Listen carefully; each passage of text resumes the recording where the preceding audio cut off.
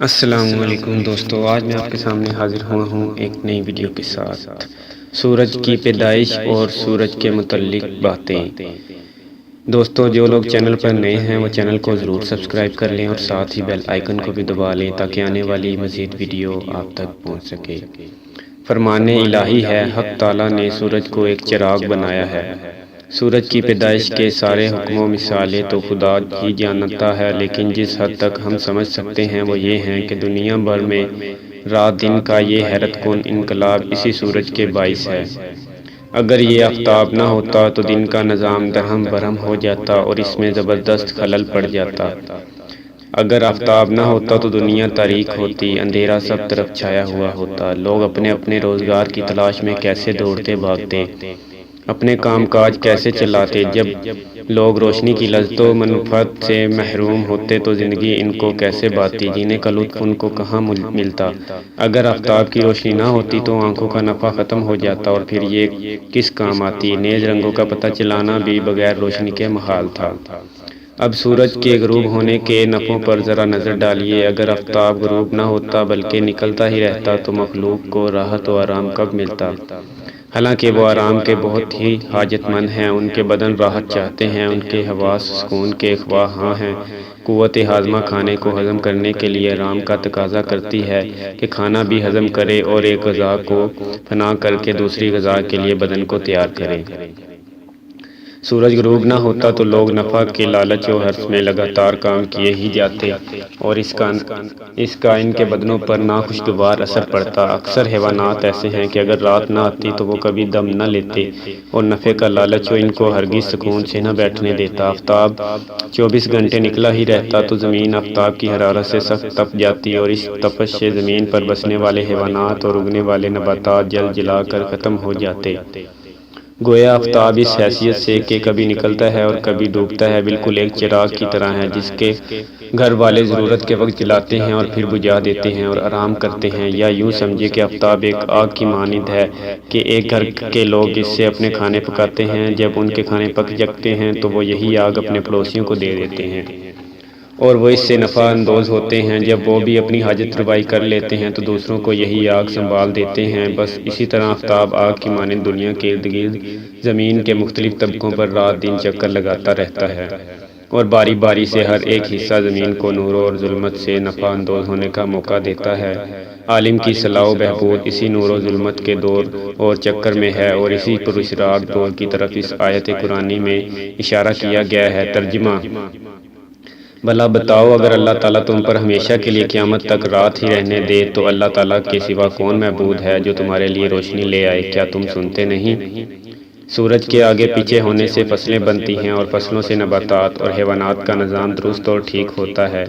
اس کی ایک رفتار تو وہ ہے جس سے یہ اپنے آسمان پر سال بھر میں ایک چکر لگا لیتا ہے، دوسری رفتار وہ جس سے یہ رات اور دن طلوع و غروب ہوتا دکھائی دیتا ہے۔ اللہ تعالیٰ نے اپنی قدرت کاملہ سے اس کی ہر رفتار کا ایک اٹل نظام بنا رکھا ہے۔ اگر سورج اپنی روزانہ حرکت سے طلوع اور غروب نہ ہوتا تو دن رات یکے بعد دیگرے کیسے آتے جاتے اور پھر وقتوں کا نظام کیسے قائم ہوتا؟ نیز اگر تاریکی عالم میں ہمیشہ کے لیے ٹھہر جاتی تو تمام مخلوق ہلاکت کی نذر ہو جاتی۔ غور کیجئے، اللہ تعالیٰ نے رات کو کیسے سکون کا سبب بنایا اور مثال لباس سب کو اڑایا اور دن کو معاش اور روزگار کا ذریعہ بنایا۔ ساتھ ساتھ قدرت کے اس کرشمے پر بھی نظر کیجئے کہ رات دن کس طرح ایک مخصوص نظام کے ماتحت گھٹتے بڑھتے رہتے ہیں کہ کبھی دن لمبا ہے رات چھوٹی، کبھی رات لمبی ہے تو دن چھوٹا۔ آفتاب ہی کی حرکت سے سردی گرمی کے موسمی تبدیلی رونما ہوتی ہے۔ جب یہ اپنی ذاتی حرکت سے آسمان کی بلندی سے نیچے کی جانب جنوب یا شمال میں جھکتا ہے تو ہوا ٹھنڈی ہو جاتی ہے، سردی کا موسم شروع ہو جاتا ہے اور جب آسمان کی بلندی پر پہنچتا ہے تو گرمی کی شدت ہو جاتی ہے۔ اس طرح جب آفتاب آسمان کی وسطی حصے میں آتا ہے تو موسم اعتدال پر آ جاتا ہے، نباتات اور حیوانات کا نظام موسم کی انہی تبدیلیوں سے درست رہتا ہے۔ اب ذرا موسموں کی حکمتوں کو ملاحظہ کیجئے۔ سردی میں درختوں میں حرارت لوٹ آتی ہے اور اس سے پھلوں کا مادہ پیدا ہوتا ہے، ہوا کثیف ہو جاتی ہے اور اسی سے بادل پیدا ہوتے ہیں، بارش بنتی ہے، حیوانات کے بدن قوت حاصل کرتے ہیں، طبیعت کے کاموں میں طاقت آ جاتی ہے۔ موسم بہار میں طبیعتوں میں حرکت پیدا ہوتی ہے اور مادہ نمو کا آغاز ہوتا ہے۔ خدائے تعالیٰ کے حکم سے نباتات پھوٹ پڑتی ہے، درختوں میں کھلے نکل آتے ہیں۔ اکثر حیوانات میں تولید کا مادہ جوش میں آتا ہے، گرمی میں ہوا میں خمیر پیدا ہوتا ہے، پھل پکتے ہیں، بدنوں کے فضول اور بیکار مادے چھٹتے ہیں، سطح زمین خشک ہو جاتی ہے اور زمین میں رویدگی کی صلاحیت رونما ہوتی ہے۔ موسم خزاں میں ہوا صاف ہو جاتی ہے، بیماریاں مٹتی ہیں، رات لمبی ہو جاتی ہے اور اس میں بہت کچھ کام ہو سکتا ہے۔ ان دنوں میں کاشت کا کام اچھا ہوتا ہے۔ پھر موسموں کی یہ مذکورہ تبدیلیاں رفتہ رفتہ ایک خاص اندازے سے ہوتی ہیں، دفتن پیدا نہیں ہوتی۔ ان کے سوا اور بہت سی حکمتیں ہیں جن کے ذکر میں درازائی کلام کا خطرہ ہے۔ بہرحال اس قدر بیان سے اتنا علم ضرور ہو جاتا ہے کہ اس سب کائنات کا خالق و حکیم اور علیم ہے اور اس کا علم بے اندازہ اور بے پناہ وسیع ہے۔ نیز غور کیجیے کہ آفتاب اپنا سالانہ دورہ پورا کرنے کے لیے کس نظام سے برجوں میں منتقل ہوتا رہتا ہے اور اسی دورے اور چکر سے 4 موسم سردی، گرمی، بہار، خزاں کے پیدا ہوتے ہیں۔ جوں جوں آفتاب اپنے برج بدلتا جاتا ہے، عالم پر مختلف اثرات رونما ہوتے جاتے ہیں، غلے اپنی مراد کو پہنچتے ہیں، پھل پکتے ہیں۔ بس اسی طرح سورج عالم میں انقلاب پیدا کرتا ہوا سال بھر میں سارے عالم پر گھوم جاتا ہے اور پھر اسی نقطے پر آ جاتا ہے جہاں سے اس نے اپنا دورہ شروع کیا تھا، اور یوں سال ختم ہو جاتا ہے۔ سال کی ابتدائی تاریخ پھر لوٹ آتی ہے۔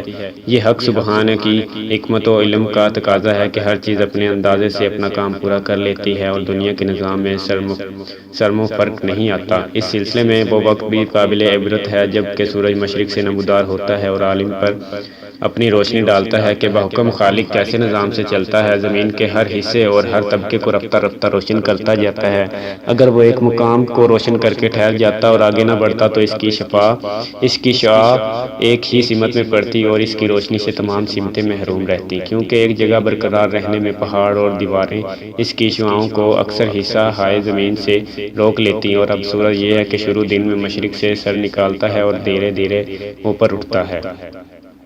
اول مغرب کی سمت کو اپنی شعاعوں سے روشن کرتا ہے اور جوں جوں بلند ہوتا ہے مختلف جہات و اطراف اس کی روشنی سے فیض یاب ہو جاتے ہیں، یہاں تک کہ مغربی سمت میں آ کر ساری مشرقی سمت کو روشن کر دیتا ہے۔ اس طرح پورے دن میں زمین کا ہر رخ اپنے اپنے وقت میں روشنی کا اپنا حصہ حاصل کر لیتا ہے۔ پھر رات دن کے نظام پر نظر ڈالیے کہ خلاق عالم نے اس کا کچھ ایسا نظام باندھا ہے کہ اگر اس میں ذرا سی تبدیلی ہو جائے تو پوری زمین کے حالات میں زبردست خلل اور بگاڑ پیدا ہو جائے اور حیوانات و نباتات دونوں اس کے برے اثرات سے بچ نہ سکیں۔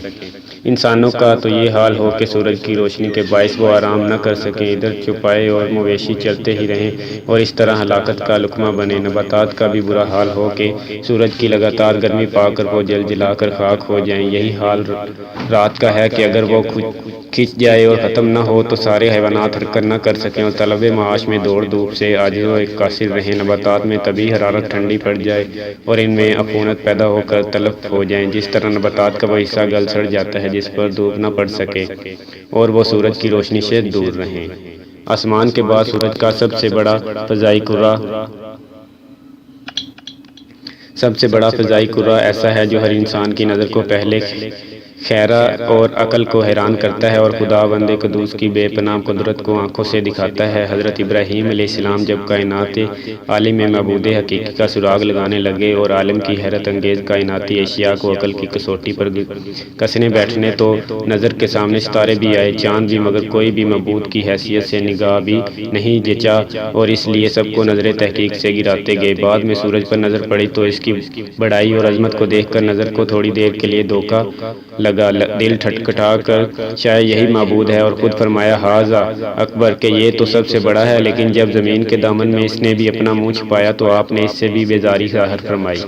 حضرت امام نے سورج کی حکمتوں کو کئی پہلو سے کھولا ہے۔ اول یہ کہ اس سے رات دن کا وجود ہوتا ہے، اس کی موجودگی سے دن اور اس کی غیر موجودگی سے رات پیدا ہوتی ہے، اور پھر رات دن کے منافع شمار کیے۔ رات اگر نہ آئے تو انسان کی معاشی جدوجہد کب بند ہو، نفع کا لالچ اس کو چین سے کب بیٹھنے دے، ادھر سورج کی حرارت اس میں ایک گونا چشتی کو نہ مٹنے دے، نتیجہ یہ ہو کہ مسلسل تگ و دو اس کی صحت کو برباد کر دے، تندرستی کو خاک میں ملا دے، پورا نظام بدنی ابتری کی نظر ہو جائے۔ انسان گوشت پوست سے بنا ہے، کام کے بعد آرام چاہتا ہے، حرکت کے بعد سکون کا متلاشی ہوتا ہے، اس میں بے در پہ حرکت کی تاب کہاں۔ یہ کمزوری اپنی شرست میں لایا ہے، اس لیے اس کے حق میں کہا گیا ہے لہذا خداوند قدوس نے اس کے آرام کے لیے رات بنائی۔ اور اس نے رات کو راحت کی چیز بنایا، دن کو اس نے معاش کے لیے دوڑایا بگایا چلایا پھرایا، پھر رات کو لا کر اپنے تھکے ہارے بندے کو راحت آرام سے پھر چست و چلاک چاق و چوبند ہو جائے۔ نیند انسان کے لیے بڑی نعمت ہے، کام سے چور ہونے والے بدن کو پھر تازہ کر دیتی ہے، ساری تھکان کو دور کرتی ہے۔ خود فرمایا، اللہ وہ ذات ہے جس نے رات کو لباس اور نیند کو راحت کی چیز بنایا، پھر اگر رات آتی لیکن ٹھہر جاتی تو بھی نظام عالم میں شکست و ریخت کی نظر ہوتا، معاشی نظام ختم ہو جاتا، حیوانات و نباتات روزی اور حرارت نہ پانے سے گل سڑ جاتے۔ نیز حضرت امام نے سورج کی پراسرار رفتار پر نظر تحقیق ڈالی اور فرمایا کہ عالم میں موسم کی تبدیلیاں اور پھر موسموں سے حالات عالم کا انقلاب سورج ہی کی رفتار سے وابستہ اور منسلک ہے۔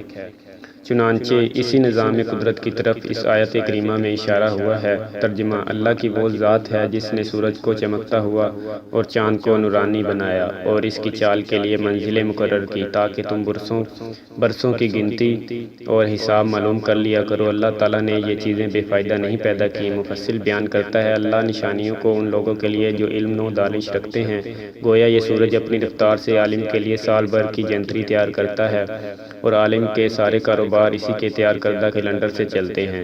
رویدگی کا نظام اسی سے وابستہ ہے، غذائی حالات پر یہی اثر انداز ہے۔ غرضی کہ قدرت الہی کا یہ زبردست نمونہ اور حکم و اسرار کا یہ ایک خزانہ ہے۔ دوستو، ویڈیو اچھی لگی ہے تو ویڈیو کو لائک اور شیئر ضرور کیجیے گا، پلیز دوسروں تک ضرور پہنچائیے گا اور چینل کو بھی سبسکرائب کر لیجیے گا۔